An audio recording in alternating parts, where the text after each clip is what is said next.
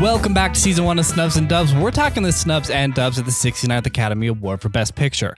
I'm your host, Kyle Tobiasson, and as always, I'm joined by my co-host, Jason Miller. Jason, how you doing today? Oh, Kyle, I'm doing great. We just recorded a secret thing that was full of laughter and fun times. It was, I'm thinking that some of the energy is going to carry over a little bit. It's going to be a little bit of a goofy episode because we just had a goofy time. Yeah, I've already failed 3 times to try and get this introduction done. I think we do. It's like this was the order that we needed to pick to make it make sense, so we didn't have to, set up, do James, and then take it down, watch the movie, set back up. But like it's gonna have its effects. So stay tuned to the episode before the finale, but it's gonna be good times.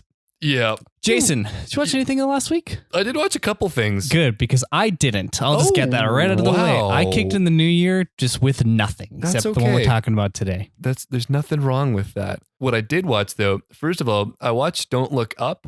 Great. Okay, we can talk about it. It was pretty good. Yeah. It was pretty good. I really liked DiCaprio's character, actually. Yeah. I thought he was really fun.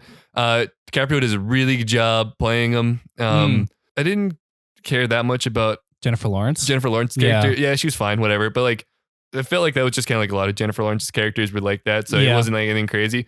The story was good. Yeah. It was like a little, it was a little on the nose. I didn't like a lot of the metaphor of using like a giant asteroid because it's like, it's convenient and it's clean. And I think like you lose a lot of the reason of why you're making this movie when you make the issue be so clean cut obvious. Yeah. But whatever, like it's fine. Like it makes this point. It's not bad. No, it's fun. It's enjoyable. It's a silly movie. It's good. I liked it. Yeah. Overall, like that's like a 6.5. Yeah. Out of 10. That's fair. Sure. Yeah. It was good. I'd watch it again probably. Yeah. I liked it a lot, and I did kind of appreciate that it was on the nose. Yeah. I think it knew what kind of movie it had to be. Yes. Even though like it is abundantly clear that this is, an allegory for climate change and whatever. Yeah. But I did enjoy it, and I really liked the performances. I think it was like frustrating in a good way. Yeah. And also like funny. There was like Ron Perlman in a couple scenes. It's just so racist. Oh. And it's just like, oh my God. Like, but they just went for it. They just went for the caricature versions of this type of thing. Yeah. And really laid it out. I felt like when they had the general charge them for the snacks that were supposed to actually be free. Yeah. That was really funny. Yeah. And I thought that was like a cooler note. I didn't really love the scene of Ron Perlman. Is that his name, the actor? Yeah, Ron Perlman. Yeah. Of him just kind of being racist in the shuttle. I feel like it was maybe a little too much. Like that didn't really do anything other than like just be racist. Yeah, those were more of the cringe moments. Whereas there's other moments where it is genuinely funny. Yeah. And there are some really like funny moments about it. There was a couple things that are like really actually worthwhile watching. I'd say watch this movie. For sure. I say watch it too. I remember the first time when you watched this and I hadn't watched this yet, you told me at the double post credit scene that there'd be like a fun combination of characters. I didn't know what you meant. Okay. Was that? Oh, so, do we want? It's not really spoiled. Okay, yeah. So if you haven't watched Don't Look Up, just skip ahead like a minute and a half or whatever. Yeah. But there's 2 post credit scene. The first one is them arriving on an alien planet. Yeah. And I just thought it was so funny how everyone in there is old as fuck. Oh yeah. They're just like old rich people. Yeah. And you're like, this is who you expect is going to repopulate a whole planet. A bunch of barren people who are too old to procreate. I was like, that was like so funny to me. Yeah, I was like, it wasn't like, obviously they get fucking mangled by creatures afterwards until they all die. Yeah. But like, it was just so funny to me. They didn't even have to do that. It was just so funny to me, the inevitability of this like failure for them. But it just made so much sense because those would be the type of people that would pay to be, it's to escape the planet on a fucking ship and put into cryo sleep. It would almost be funnier if they just leaned into that instead of having them get murdered. Yeah. Well, the murder is still funny. It is still good. It would have been really funny if they just had that sinking realization that they can't continue the population of Earth because no one present can have children. Yeah. They're all too old. Yeah. So funny. The Jonah Hill one was kind of fine. It was just like, he's alive. Okay, cool. Yeah. You kind of expected something silly like that, but it was good. Yeah. Jonah Hill was actually pretty good. He was funny in that too. Yeah. He had a good character. Yeah. What else you watch? I watched Little Women. Is that the name of the movie? Oh, the 2019 one? Yeah. Oh, nice. That was our New Year's movie for some reason. It was good. Hell yeah. It was actually really well done. It's a Christmassy type movie. Yeah, it is actually. So that makes sense. Florence Pugh is so good. I fucking love God, she's so good. I love her so much. Yeah. She was in Black Widow, but then also in Hawkeye. Yeah. Obviously Little Women, but she's just incredible. And she's our age. It makes no sense. Do you know who she's dating right now? Who's she dating right now? The guy from Scrubs. Turk is his name? I don't know anything about Scrubs. Oh, hold on. You'll recognize this guy. Zach Braff is dating Florence Pugh. Zach Braff, on Florence Pugh's 26th birthday, said he feels very lucky to know her. He's 46. Wow. Yeah. Okay. Yeah. Interesting. Good for Zach Braff. Yeah. God damn, dude. Yeah. That blew my mind. I did not know that Zach Braff and Florence Pugh were dating, but they are. Happy for him. Incredibly jealous. Yeah. The time. Yeah. God, I love Florence Pugh. So good. There's a fun fact that I learned about Florence Pugh because in Little Women, I think there's like eating scenes. Yeah. And I guess Florence Pugh has like, when there's food that she needs to eat on set, she'll just fucking eat a load of it. Because like a lot of actors, they take a bite and then they have a spit bucket so they're not eating so much. Because that's got to weigh you down eventually. But I guess she just fucking just keeps eating. Good for her. And there was like a scene in Hawkeye where she gets this bucket of mac and cheese and she like dumps sriracha on it. And I guess that was just like her way of eating mac and cheese. And she just ate the pot of mac and cheese. You take him for that free lunch. Hell yeah, girl. Yeah. Even more respect. Everything we hear about Florence Pugh, I get more respect for her. Right? Oh. Yeah. And nice to see Emma Watson and stuff. Yeah, because she's still so good. But I think she's like at the celebrity level where she can pick and choose absolutely what she wants to do. Yeah. And she picks and chooses right. That was a good choice. I really liked her in this. And obviously, Saoirse Ronan is another person that I really love, another actress. And her and Timmy. Obviously, like Timmy's in here too, Timothy Chalamet. Yeah. And like, he's also really good in this. Yeah. Although like him playing like a little British boy is like, that's what he was born to do. He's a little British boy. He was good in Don't Look Up too. He was in there very briefly. Yeah, because he's dating Jennifer Lawrence's character, right? Yeah. Yeah. Or like they like me and then they start like making out and fucking in the middle of the street because whatever, they're all gonna die. Whatever, yeah. Yeah. I mean, wouldn't you? yeah, of course. Jennifer Lawrence. And Timmy. And I'd make sure Timmy's there. Yeah. My little British boy. But yeah, I really liked Little Women. It was just such a pretty movie. Yeah. You're right in that world. It's really well done. All the acting's incredible. Good job, Little Woman. Yeah. Greta Gerwig. She's good. Yeah. Did you watch Lady Bird? Yes. Okay. Same director. Yeah. So good. Yeah. I love Lady Bird. That I can't remember what year that was out. Was that 2015 or 16? Yeah, it was either 15 or 16.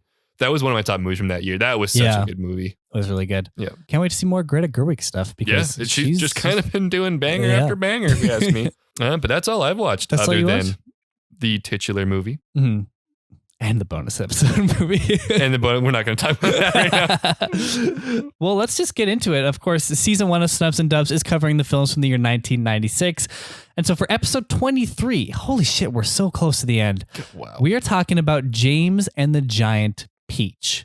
Have you seen this one before? No, I thought I did. For some reason, I have not. I think I've seen like clips of it though, because like I'm really familiar with a couple scenes. Yeah. But I've never actually watched the entire movie before. Have you? Yes, but a very long time ago. That makes sense. Like long enough to the point where it also felt kind of like watching it for the first time again. Yeah. But because there was stuff that I forgot about it, I completely forgot there was live action elements to this movie. Oh yeah, because there's kind of fleeting. They like start, end, and then like the whole middle is all. Is it claymation? It's it's stop motion animation. They have figures and everything, so yeah.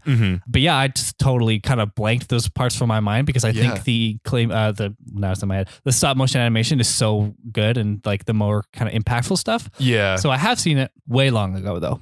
If you were interested in James and the Giant Peach or the book it was based on by Roald Dahl, I've included the links to the physical media related to it in the show notes. If you buy it through that link, it'll help out our show. Or if you have any other Amazon shopping to do, follow the general link to help out our show in the process.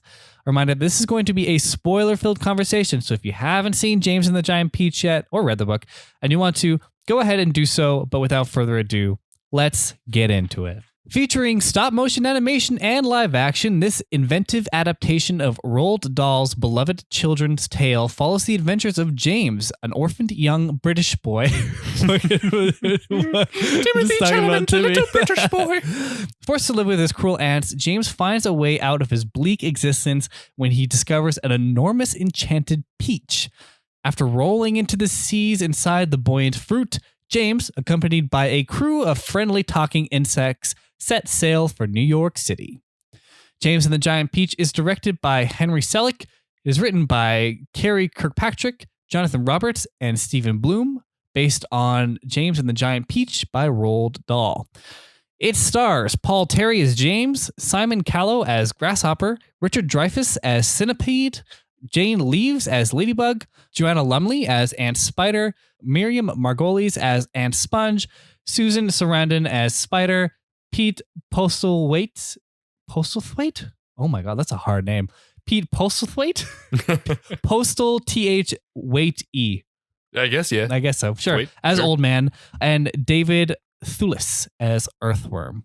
It is a runtime of 79 minutes, making it the shortest movie we'll talk about this season, and released on April 12th, 1996. Jason, what do you think of James and the Giant Peach?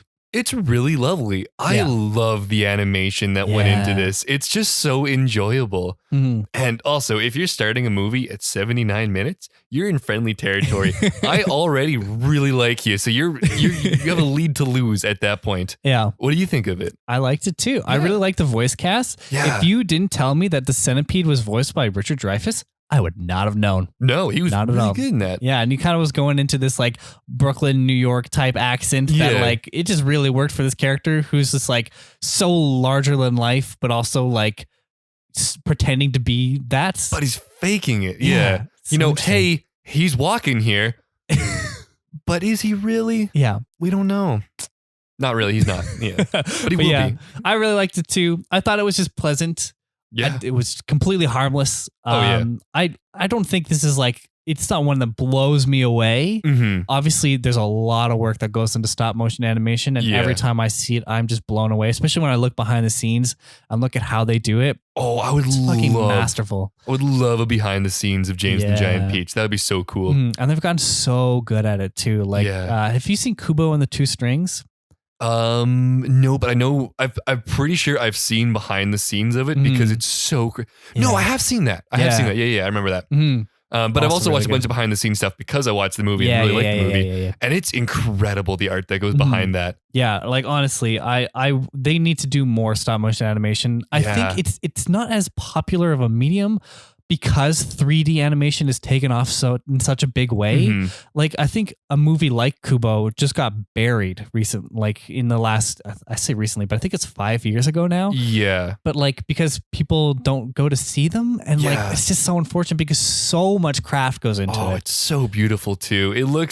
It has a different look than animation. Like, when you're watching stop motion, because it just looks so pretty and there's just so many small parts that go into it. But it's probably time effective, like better to just animate 100%. It and you can get a bit more control over everything at once and whatnot. Yep. But it's so pretty when you do stop motion well. And like, because you're capturing it in an actual camera. Yeah. It's tangible. You can see these characters and interact with them and they move in interesting ways. And I just love the medium so much. You know what? Stop motion. Don't stop motion. Go motion. Great. Well, do you want to jump into the plot of this movie? This very brief plot, I'm assuming? Yeah, pretty tight movie. Yeah. Pretty quick movie. Yeah. Pretty quick plot. The movie opens with the titular James of the Giant Peach fame laying on the beach with his parents, finding shapes in the clouds passing overhead. James finds a camel, a train engine, and then James' dad finds an ad plug for the Empire State Building before selling James on a cross-Atlantic vacation to New York City. Thank God they found that cloud when they did, because if Dad was just waiting for like an Empire State Building shaped cloud to go by, it could have been a while. Just delayed the inevitable. It's like, James, we're going to stay here till we see the right cloud, damn it. I have a fun transition. But trouble strikes before they're able to set sail as James' parents get eaten by a rhinoceros and James gets sent to live off with his aunts Sponge and Spiker. Like that one Rihanna song says, as ants tell James to put his body to work. Nice. Work. Let my body to work. While taking a break from his back-breaking child labor, James still dreams about traveling to New York. When Spiker and Sponge catch James having hopes and dreams, they make sure to smash those and his map into tiny little bits and pieces while threatening James with the rhino coming back to get him too if he misbehaves. Horribly cruel. That's just horribly cruel. When someone's parents are murdered by a rhinoceros, you don't talk about it in front of them. You have to be really respectful about that. It's a sensitive topic matter. Could you imagine your parents like die of like a disease? Like your parents both die of cancer. Yeah. And your answer like, if you don't do this labor, the cancer will come for you. You keep smoking. Oh no. Yeah. Just horrible. And like, okay, is it a rhino or is it a storm? Well, I don't know. It's both. Because like, yeah, I think in the actual book, because I was flipping through some of the preview pages of the book, it's an actual rhinoceros. Oh. But in the movie, they make it so that it's kind of seems like a weather event that James interprets as a rhinoceros because they did some sort of cloud watching and figuring out the shapes. He interpreted it as a rhinoceros. Yeah. And but so, also, everyone accepts that it was a rhinoceros that killed his parents? But then I think those insects are also maybe a figment of his imagination through magic. Probably. And so like they all accept that it's a rhinoceros because he accepts it's a rhinoceros. Yeah. I mean, I don't think you can really fly to New York City in a giant peach. Think maybe this kid was on something or other. There was something in that bag that old man gave him other than magic powder. It was some kind of magic powder. Oh, yeah. Or it was just escaping traumatic child abuse. Who knows? With drugs. Yeah, with drugs. Okay. One way to cope. Yep, that is one way to cope.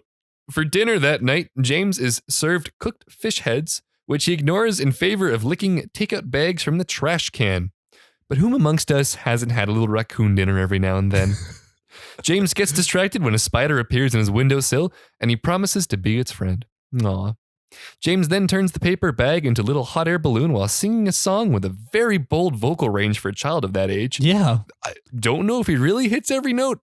I don't know how you can ask a child to. That was quite the song. He did pretty well. He did pretty well. Yeah. Also, quick insert Absolutely. Here. How do they do this spider? Was it also stop motion?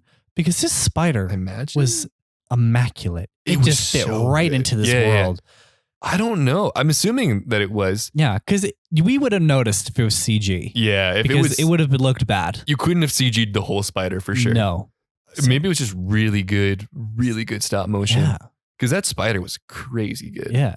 But so was every bit of this. It was so masterful. Craft is on point here. It is on point. Right. Yeah. Continue. And sends the hot air balloon flying into the night sky, littering. This jerk. He deserves everything he got. Imagine he lands in New York City and the cop finds him and is like, well, actually, we got you on a charge of littering here. So we're going to have sending you back to Britain. Kid. Sorry, orphan. You're going back to Britain for littering. No, Timothy Chalamet's there. It's funny. Timmy is actually going to be in a Roald Dahl property with Wonka. That's funny. He's playing a like prequel Willy Wonka before he starts a chocolate factory. That's a good pull. Because there's canonically, I think, who was the last Willy Wonka? Was that Johnny Depp? That was Johnny Depp. Yeah. Johnny Depp also has a dagger for a chin. So having like Timothy Chalamet do that makes sense. Yeah. Yeah.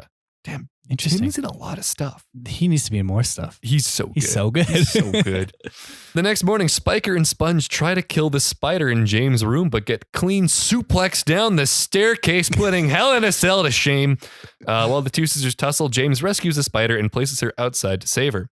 When a man interrupts him to return the bag he had littered last night, but now filled with magical crocodile tongues. I love that his character name is just like the old man. Yeah. Because it's literally...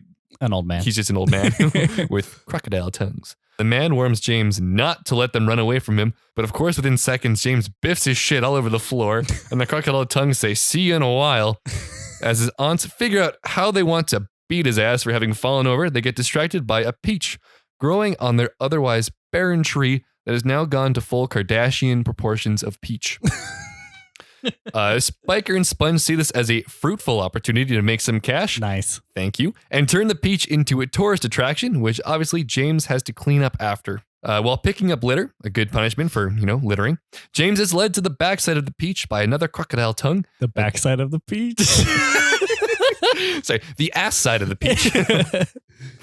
James is led to the ass side of the peach by another crocodile tongue, and the boy digs in, getting that ooey gooey peach juicy. Yum yum.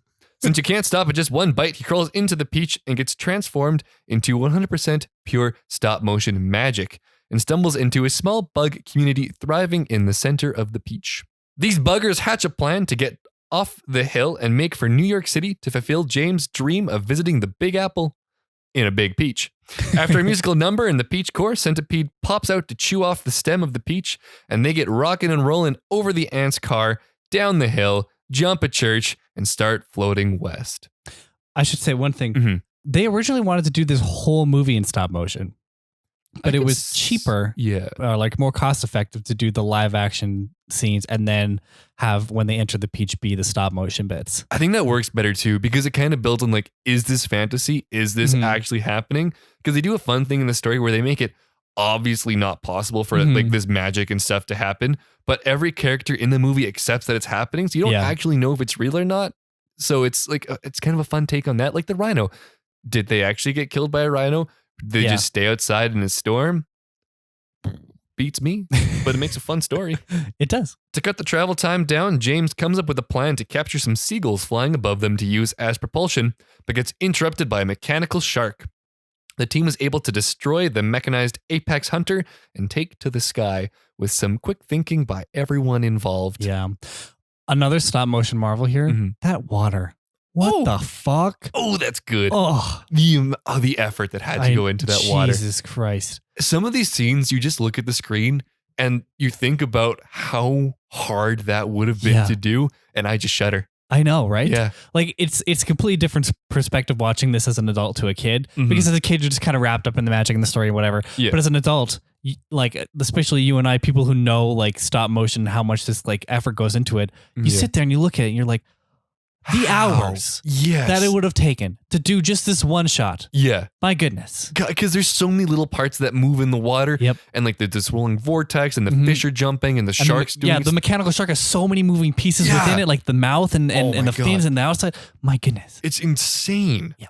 Sometime later, we see the Peach crew getting struck with hunger, which is only solved at the last second when James points out they are surrounded by almost entirely nothing but sustenance, since their entire ship is edible. See, I thought this was going to be a problem. That they were going to... I thought they were going to eat their whole vehicle out. I kind of thought they would too. Yeah. I thought that might be, because every time they ate from the peach, they kind of showed it like making a hole on the outside. Mm-hmm. But I guess not. Yeah. And also... we'll get to it later. Okay. Don't worry. Talking about airplane food. They sing, dance, eat, and drink, and then settle in for a nice snooze. While sleeping, James has a horrific nightmare where his animation style changes and he's now a caterpillar getting sprayed with pesticides by his evil aunts that turn into a rhino chasing him into a storm pipe. This movie has a lot of like classic like kid movie things where a lot of it is horrifying to children. Yeah. It's like, I think it's just a thing with stop motion because like Coraline, you've seen Coraline? Also terrifying. Yeah. And like, just like something about it can be off-putting, but also like really good. It's so good. I don't know. Especially when you can kind of appreciate it when you're older. Yeah. But when you're a kid, that's just mind-numbing terror on screen that's going to haunt you for a while. Yep. God, I love that genre. If I ever have kids one day, I will make them watch this and I will point and I will laugh as they develop phobias and fears because of the animation in this movie. When he wakes up, the nightmare continues when the intrepid centipede flies them straight to the north into the Arctic Circle. Desperate for a compass, Centipede dives into the icy waters to steal one from a wrecked ship underwater. James and Spider dive in after Centipede to give him a hand, which comes in clutch, as Centipede is woken a skeleton army after he removes the compass from the captain's corpse's clutch. With a little drama and suspense, the team is able to escape, and they plot an actual course for New York. I like the bit here where they just yank at the string and all the seagulls' icicles just completely fall off and they're like renewed. Yeah. I love how that's like, well, now that we're happy, they can be warm again. Yeah. It was our negative thoughts that were making them cold, not like the temperature around us or anything. So we can just shake those right out. And also, how long can seagulls fly for without getting tired or having to eat? Oh, they would have died very quickly. First of all, I don't think they could have pulled the weight of the peach. I don't know how much the peach weighs. Maybe even if we give it the fact that they can probably pull the weight of the peach, they're going to die from exhaustion in hours. Like, it's not going to be a multi-day trek to New York. It's going to be a couple meters down the water and then they sink again.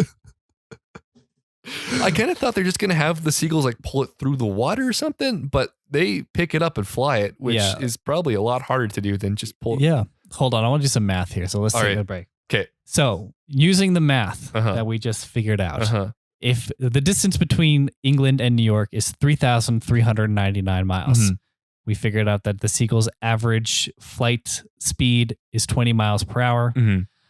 Using that, it would have taken 170 hours divided by 24 is 7 days. Yeah, so it's a week. It's a week flight.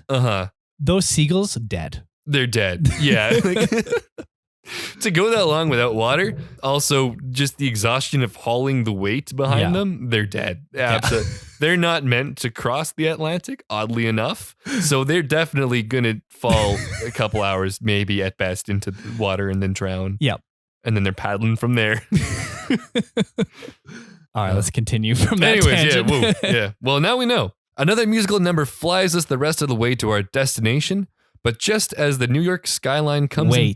What's up? They went to the Arctic first. They did go to the Arctic first. Fuck, that puts a wrench in things. It's probably like... I'm done with math. But because we don't know their actual flight path. They're dead. The birds are dead. Yeah, they're dead. Yeah, that's how we figured out. Yeah. Even if they went straight there, birds dead. Birds dead. Yeah, but anything they didn't. Past like 2 hours, birds dead. But just as the New York skyline comes into sight, so does another cloud of rhinoceros. And he's mad. James uses the advice that his father gave him years ago that obviously didn't work for his dad since he was still killed by that rhino, and looks at this tank of the animal world from a different way, destroying the horned sky mammal. He tells him he's not scared of him. Yeah. He's changed his perspective. He's bigger than the rhino. His dad, I guess, was just a weak-ass bitch and died from the rhino. I don't know. See, I thought this was going to be the moment where he realizes that the rhino is just a storm. Yeah. Because he kind of does. Kind of. But I don't know if he does because the rhino just goes away. Yeah. Because I think the realization for him is that he doesn't have to be afraid of it. Yeah. And that's a fine realization. But when he said, look at it in a different way, I thought that maybe because they were looking at clouds earlier, clouds can be interpreted differently. Yeah. And because it is a cloud that the rhinoceros is emerging from, if you look at it differently, maybe it doesn't look so scary. Yeah. And I thought that was going to be what that lesson was, or that piece of information. But no, he just decides he's not scared of it. Yeah. And then it's like, oh, well, I guess whatever then. Still going to cut your friends though. Yeah. Because it still was like a corporeal being that was able to sever the lines to the seagulls and also kill his dad and mom. Yeah. But also, if something murders your parents, I think you can be scared of it. Oh yeah, I for think sure. There's a case proof that this thing can fuck you up. Yeah. Yeah. I would not go near a rhinoceros if they kills. Oh God. Have you ever seen the muscle structure of a rhinoceros? I saw a picture on the internet. No. They're tanks. Everything you think might be a little bit of flub, a little bit of chub. Yeah. Muscle. Oh These things are huge. Same with hippos too. I'm kind of scared of hippos. Those things are compact units. God. However, in the great battle, the seagulls get cut from the peach, sending James' friends flying through the air while James transforms back into a real boy. A real boy who is really stuck on top of the Empire State Building on his skewered peach. With the help of the biggest crane in New York, James gets brought down to New York street level, but reaching his destination doesn't mean much without his bug friends there to enjoy it. Back on solid ground, one smushed car rolls up to the scene of the giant peach, and out pops Spiker and Sponge, ready to rumble. So I guess they just drove across the Atlantic? I was just going to say, how the fuck did they get here? And also at approximately slower than 20 miles an hour, because we've reasoned out that the seagulls traveled that at best and still had to do a little loop-de-loop to the Arctic. So these guys just slowly puttered because they were behind by 20 minutes, maybe. If they took a ferry, they would have been there before James was, but Easily. they might have just been following them. Maybe. So did they go to the Arctic with them? Maybe. Those people are dead. Forget the seagulls. They were driving underwater from England to the Arctic and then back to New York. Yeah. Their car's dead too. Deceased. Yeah. Everyone is dead, especially James. He definitely died flying over the Arctic. It must have been so cold in the air because the air temperature is colder than ground temperature. Yeah. So he's dead. Yeah. He's dead. That's a frozen beach. That's a frozen beach right there. That is saved for later. The two ants tried to take James back home with them, but after a rousing story of how James flew the peach here, aided by 100 seagulls and his bug friends, Spiker and Sponge are left with no alternative but to murder him with axes. That is plan B. They just in front of police. In front of everyone. They're like, oh, well, we can't reason with the boy. Let's chop him up then. Chop, chop, cheerio. Luckily, his friends drop in from the sky before he gets lumberjacked and help James lasso his wicked ants up, freeing him forever. The kids of New York are invited to eat the giant peach, and our heroes live happily ever after in the hollowed out pit. The end. That was where I was going to interrupt earlier. Were they living in the pit before? Because it looked like that was growing and expanding as they ate it out. Yeah. So where was the pit? I don't think the pit was ever like shown, but like they were hanging out in the middle of the peach in a large hollowed out section. It should have been there. Should have been there. Yeah, it wasn't there. And now they're living in the hollowed out pit. Yeah, which looks a lot smaller than their area was in the peach. It looks kind of cramped in there, not going to lie. Because like, they don't show the inside, but they show the outside and people sitting around it, and it kind of looks like one person could fit there okay. Mm-hmm. Like that could be a New York bachelor. Yeah. But like, how many bugs? Like 6 bugs? Yeah. Like ladybug, Earthworm, spider. Ladybug, spider, centipede. The firefly. Yeah. I think that's it. 5 bugs. Yeah. Still. And James, that's not going to fit. Nah. No. Unless it got shrunk back down. Also, this was another area where like, obviously I said I hadn't seen this movie in a while. Mm-hmm. I thought the bugs were going to go back to being normal bugs. Me too. Instead of actually coming in as horrifyingly large centipede spiders, earthworms and ladybugs and just like waving at human like children.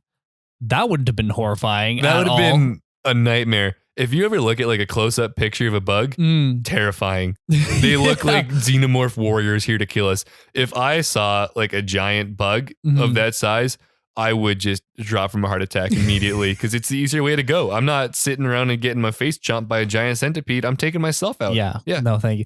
And so like I thought that they were gonna like float in and they would just like they would land on his shoulder and he'd be like, my friends. Yeah. And then he would get like the strength to stand up to his ant spider and whatever. And then he would go to, you know, the American orphanage and live happily ever after in the Empire State Building. Yeah. But yeah, it ended in a totally different way. This might be how it ends in the book, but I don't know. Yeah. Also, I feel like the ants had something awaken in them when they got wrapped up by the spider web. Like they were, maybe they're enjoying that. Maybe it was a little bit. I don't know if they were enjoying it because they were completely sealed over on their face. So they were probably suffocating and probably died on the way to prison. Yeah, probably. Oh, well. Who cares? They suck. Yeah. They're mean old hags. A lot of death if you look into the intricacies of this movie. Very few survivors. Really, no one who is alive at the end of the movie should have been. Yeah. The only people who died and shouldn't have are his parents because the rhino wasn't really real. And if you just weren't scared of it, you lived. But I guess they were just giant wuss bags because they got killed by the thing made of their own fear. Wow. Yeah. Really makes you think. I hope we all learned a lesson from this. If you're ever in the African savannah and you see a rhino, tell them you're not scared. You'll win. Look at it differently. Yeah, look at it Turn upside down on top of his horn as you're impaled to death. Bend over and look between your legs as the camera flows. Check back in a week and a bit. That'll make a lot more sense. But that's the story of James and his giant peach. Big ass peach. He's got a big peach. Yeah. It's a good movie. What can you say? It's a good movie. It's a really good kids movie. Like, I think that is like a solid, keep that in the lineup to show kids for a long time because it's like, it's a fun art style. It's a little scary, which is kind of funny. Yeah. But yeah, it tells a fun story. James is like, he has a good like character arc. He becomes the hero of the story, which is really empowering. Yeah. Yeah. It's a good movie. It's 79 minutes. Yeah. Even I have an attention span for that. If I do, kids do. Yeah. I did kind of find him annoying at the end. Where he was like, everyone listen to me. You have to listen. I was like, just fucking say your piece and let's get on with it. You have the floor, sir. Yeah. You don't need to do more crowd work. I don't think this needed to be longer than 79 minutes, though. No. Like, I don't think there was anywhere else you could have added because I would have probably lost a little bit of interest near the end. Mm-hmm. But like, yeah, like as it is in its like tight little package, it's good. It's tight. Yeah. It's solid. And it's such a pretty movie. Oh yeah. I like the songs. I like the art style. When they had the musical numbers in the stop motion, it was just like really good to watch. It was just sweet. Yeah. The grasshopper claims that the centipede committed pesticide. Yeah, that was kind of funny. He committed pesticide. What did you think of the child actor whose name I already forgot? Paul Terry. Paul Terry. How did you like him as James? It was good. He was pretty good. Yeah. And he was a good voice actor. He was actually a really good voice actor. I think that might have been his strength more so than his acting, but it was still fine. Like as far as kid acting goes, no complaints. Yeah. But the voice acting was really good. He makes a very good James. Yeah. And he was a good singer too. Like he really had it in him. Mm-hmm. Again, they asked a lot out of him as a singer, but he held up. It was good. Well, do you have anything else to say about it? Or you want to get into the reviews? Let's hit some reviews. All right. Well, what do you think the critical score was for critics and audiences? I am going to say critics in like the 75 area, audiences in like the 80 area. Wow. You have never been more wrong. Oh, God. No. Oh, no.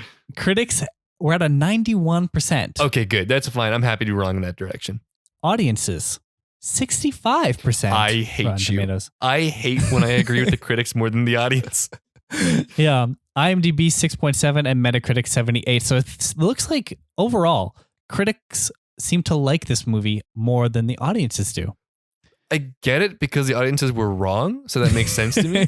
That's weird because it's just like a pretty light movie. Like there's nothing in this to really bother the average person from my perspective, at least. That might have been where people like where it was lost on them because it's like it's a nice movie. It's like heartfelt and it's really easy to watch. Yeah. But there's maybe not as much as something like Nightmare Before Christmas. That's true. Like came before this and is I think the same director, but definitely the same kind of team that put this together, did that one. Yeah. And maybe it's too kid movie, not enough adult movie. So like the average audience person might not like connect to it as much because it's not like for that age demographic. For sure. But who knows? On a budget of $38 million. Quite high, but you know, but a lot of hours goes into that. So that kind of makes sense. And I saw different numbers around, but the one on the numbers, which is a site I usually go to, said that the box office return was only $28.9 million. Ooh, yeah. It kind of sucks that this movie lost money. Yeah. But that goes back to what I was saying earlier, that like something about stop motion movies. Yeah. They just don't make the money at the box office. And they're coming from like a pretty widely known source material too. Like that should have done pretty well. Should have. Yeah. That's a shame. Landed it at 69th of the year. Of the 69th Academy Awards. Yeah. Hey, there you go. What would you score this movie? Let's start off with your enjoyment. The enjoyment. I mean, like, I had a good time watching this. Yeah. I would put this at like probably a 3.5 enjoyment. It was just light breezy. It was no complaints. I think that's where I'm landing at it too. Like 3.5 because it's like I thought about having it at 3, but I think it's higher than that. I think it's 3.5. I agree with that. What would you give this for the craft? Yeah, this is where it's excelled. Like like you have to give it props for that stop motion. The like live action scenes were like decent too. So like I think I'm gonna give it like a 4. That's what I was thinking too. Hell yeah. Because like they build a really cool set when they're at the aunt's place. I really like that. They make such a charming little New York where they play up that like it's a miniature version of New York, but it's just so cute. It's so sweet. I really like the scenes that they've built and like the stop motion's so good as well. That it's just a really pretty movie. It is. Execution. Yeah, I think the voice acting is really good. Obviously it's over the top. I think some of the writing it's good. Like we said, it's a good movie, but I think there's some areas where it could have been a little bit better or like I kept bringing up these like moments where I thought it was going to be one thing or thought it was going to be more impactful in an area, but it wasn't. And so I think I'm going to go 3, like a little bit lower on that one. But that's fair. Overall, pretty good. I'm thinking 3.5 for this one. Like, I agree. I think it doesn't really it doesn't decide on a couple things. Yeah. Like, it leaves some questions. But I also feel like, it's a kids movie. So I'm willing to forgive, like, especially anything in the script because it's a kids movie. I'm not going to, like, have huge issues with it. But I think that, yeah, like, the voice acting is really good. And the story that they're trying to tell comes across really well in a really sweet manner. So yeah. I'm 3.5 in that, baby. And you're like, you want to stay close to the book. Yeah. And I think this is probably the closest to the book that a movie of this book will ever get. Oh, absolutely. If we ever get another movie of this movie or of this book, which I actually have something about that, but we'll get there. Rewatchability. What are we talking? I easily rewatch. This is a 4 for me. Like, I'd be happy to watch this one again. I'm not clamoring to. I did happily watch it twice in preparation for the episode. No regrets with that. I will probably watch this again, especially because it's on Disney Plus. Yeah. It's so accessible. Yeah. What are you putting this on the shelf here? So very accessible. I think I'm just gonna go 3 again because like I can't imagine like really rushing out to watch this movie. And there's a lot of other stop motion movies that I'd probably watch before I would watch this one again. That's fair. But it is still good, and I will probably rewatch it at some point. So I'm going to give it a 3. Yeah. I think that's pretty safe. I think there's like a high rewatchability factor from like, if you ever have kids, I'm showing them this movie. Yeah. But that's also a strange thing to factor into this one. But I'm sticking with that form for you. All right. Score time. Kyle, you have given this a 13.5 out of 20 for a 68%. I have given this a 15 out of 20 for a 75%. So I feel like 70 is a better number for like my view on it. I guess if you round up, that's probably the closest I'll get to 70. Yeah, that's pretty close. 6.5, but like, because I feel like this is like a 7.5 kind of movie. Oh yeah. Yeah. I'm totally fine with that. Cool. Kyle, ranking time. Oh boy. All right. Do you want me to give you the full list? Give me the full thing. All right. Top to bottom. Fargo, Bound, Scream, Swingers, Jerry Maguire, Independence Day, Mission Impossible, Secrets and Lies, Bottle Rocket, Trainspotting, The Rock, The Birdcage, Twister, Primal Fear, The People vs. Larry Flint, Shine, A Time to Kill, Breaking the Waves, Lone Star, Happy Gilmore, Sling Blade, Marvin's Room. Oh boy. This is kind of tough because it's so different than the other movies. It is, yeah. I actually, like, even as you were saying that, I knew I had to pull this list up myself just to, like, actually have a look at it because we're at the point now where we have so many movies in here. Yeah, it can fit into a lot of different places, and it's hard to remember the exact thing just from me reading it out loud. I think, it's hard to say, hey? I have my ranking ready. Do you want me to drop mine while you think? Right. So I'm just going to give the top 10 because this will be my new number 10. Oh. But right now it is Bound, Fargo, Scream, Swingers, Lone Star, Independence Day, Secrets and Lies, Jerry Maguire, Mission Impossible, and The Rock was the previous number 10. This is the new number 10. James and the Giants. Nice. It's just such an agreeable movie that like, I think Mission Impossible is like a better movie. Right. But like, it's just so hard to do wrong with James and the Giant Peach. It's funny you say The Rock because I'm literally at the, like in my 11 and 12 spot between The Rock and The Birdcage. And I can't decide if I liked it more than The Birdcage or just slightly less than The Birdcage. I think I'm leaning to more, which would put it at my new number 12 spot, just above The Birdcage, but below The Rock. New number 10 and new number 12. Again, makes sense. I was a little bit higher than you in the ranking or the rating and a little higher in the ranking. That makes sense. Cool. Holy shit. I was like thinking about it this week that like we're so close to the end. We have two more movies to put in. 2. Yeah. One more potential snub and then the dub. The dub. Yeah. Which is crazy. That is kind of crazy. We're so close. This has been such a it's been almost half a year of doing this. Yeah. Almost 6 months of 1996. Crazy. I know this movie, like this year movie, better than any other year I will ever know. Well, as we get into more seasons, we'll get closer. Yeah.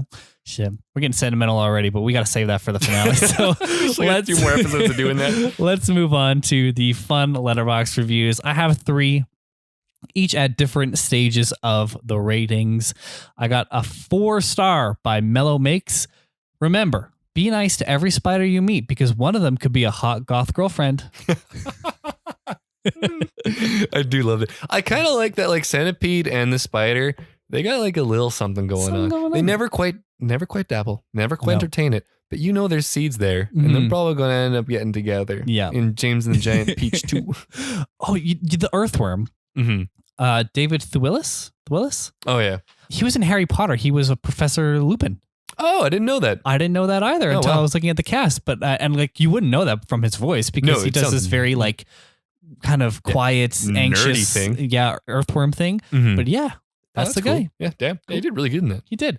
I got a 3-star by Kev. Made the mistake of not watching this as a child as intended. Well, I don't think that's your fault, Kev. I think when you're that age, your parents are probably more in charge of movie selection and probably would know more about the movie. But I understand where you're coming from. This would have been great to watch as like a wee little kid. Mm-hmm. Lastly, 0.5 star by Grace. I would rather eat cat food. She really hated this. Wow, okay. Huh. I mean, unless she really likes cat food, but I would rather eat cat food. 4 stars. I love cat food. All right. With that, we'll get into the awards details. Do you think this was nominated for any Academy Awards? Did they have? No, they didn't have anything specific for animated movies yet, Not right? yet, no. I'm going to assume that they didn't then. Maybe adapted? I don't know. I'm going to assume there's nothing.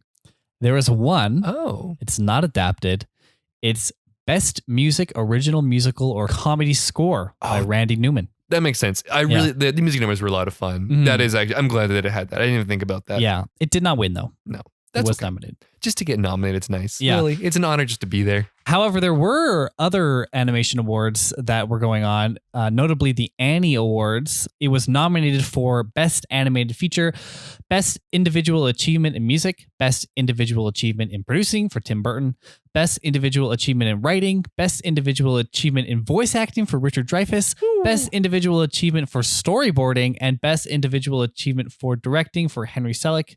It didn't win any of them. Damn, that is a long list of nominations, though. Was there like any one movie that cleaned up on top of that? Or I think I tried to look, but I couldn't find it. Yeah. It might have just been like a series of other movies being slightly better or something. Fuck, I really want to know now.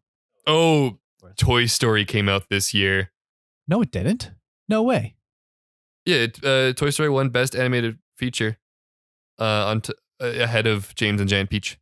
This might be a weird make sense. year thing. Hold on. Oh, it is a weird year thing. It probably is a weird year thing. Because Toy Story came out in 95. I had a panic attack there because I was like, did we skip Toy Story? Did we miss Toy Story?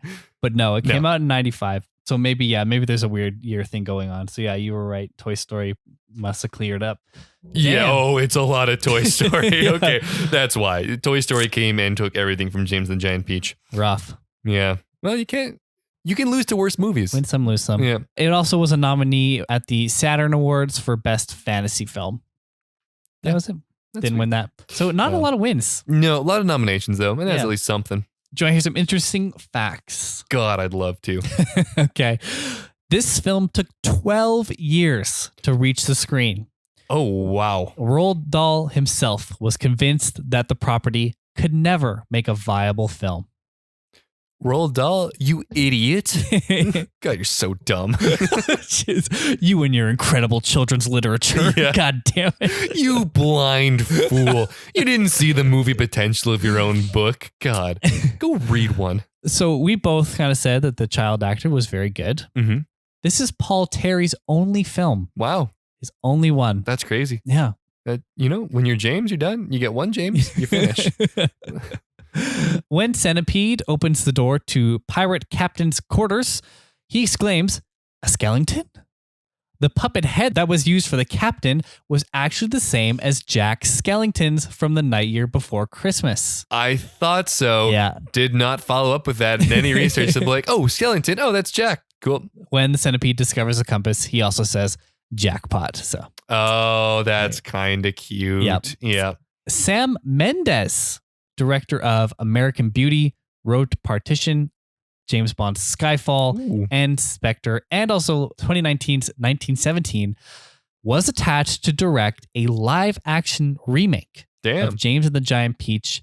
However, it has fell through There's actually been no word on this remake since 2019. Oh, dang. Yeah. So, yeah. So it sounded like there was going to be some stuff happening with a very acclaimed director. Yeah. Who has a long history of successes with James. Yeah. But who knows? Yeah. Would you like to see a live action remake of this movie? Sure. I'm not going to run out to see it, but if a remake goes out and it gets good reviews, I'll be right there. Yeah. But I'm not going to go opening night. I'm probably going to have something better to do. Yeah, opening I night. think I'm going to show hesitancy depending on who's attached. Because if it was him, if it was Sam Mendes, I'd have been interested. Yes, definitely. However, if it's all live action, I think I'm going to be weird. It's going to be weird because we already talked about how the bugs, if they were to be blown up and be real bugs, that would look horrifying. Yeah. How do you make them look like realistic enough that it's not weird, but also not so realistic that it's creepy scary? Yeah. That's a tough line to cross. Maybe Roald Dahl meant to say, I don't know if this book will ever be a live action movie, because that's a question mark. Maybe that's what was going on there. Yeah. Yeah. Because like if they did the same thing as this movie, but I would assume that they do 3D animation instead of like stop motion. That could be interesting, but maybe they turn into 3D characters still in the real world. I don't know. Maybe, there's probably a way to do it. Probably. I hope maybe they go like, remember like Detective Pikachu style mixture of animation and real world. Yeah, but that was meant to be all real world. Yeah. But maybe they kind of go that way where they go like kind of cutesy. Cute character. Yeah, they would probably have to, because otherwise the insects would be horrifying. They'd be just monsters. Yeah. Yeah. And they're going to have to make the spider hot. Oh, the spider's going to be so fuckable. The spider's going to awaken so many people. There's like furries will die out the second, and it's all arachnes or something. Arachnophobes just lining up the streets. Disgusting blasting rope. Oh, fuck. Fuck. Okay, well, any final thoughts on James and the Giant Peach? It's cute. It's good. If you have a child, consider showing this to them. If you don't have a child, consider watching it. Sure. Yeah, why not? 79 minutes. That's a good use of your time. Can't go wrong. Yeah. You're starting in friendly territory. How about you, Kyle? Any last thoughts? Nah, that kind of wraps it up for me. This is like, it's just a pleasant movie. I don't know how much, there's nothing I could really shit on it beyond like the sort of areas that maybe I thought that they could go. Yeah. Where they didn't. And maybe that's just my idea of a different movie and not theirs. But that's not to say that this is a bad movie because they made those decisions. Yeah. And yeah, that's just on me. So, but I still really enjoy it. Yeah, it's sweet. Yeah. Well, I want to thank you guys all for listening to season 1, episode 23 of Snubs and Dubs. As always, you can find us everywhere on social media at Snubs and Dubs. That's on Instagram, Twitter, Facebook, Letterboxd, etc. We're also on Good Pods, so make sure to check us out there and join our official Discord. We would love to hear your guys' thoughts on James and the Giant Peach and on this episode, so please send us a tweet or a message with a question, recommendation, or anything else. I'm also at Kyle Tobiasson on Twitter, and Jason is at Wendy_Mills. Of course, all those links are going to be in our show notes. Make sure to leave a 5-star review and share the show, then check back next week for another episode. Here's a sneak peek of the film we're going to talk about. We bow in unison, and we're off the stage before the applause dies out, right? You have your pick? Right here. All right. Keep these with you. Put them on, put them on, put them on. There you go. You guys look great in red. Have I told you that yet? Let's give a big welcome to the latest addition to the Big Toe Galaxy of the Stars. Go! Doing that thing they do. It's the Wonders!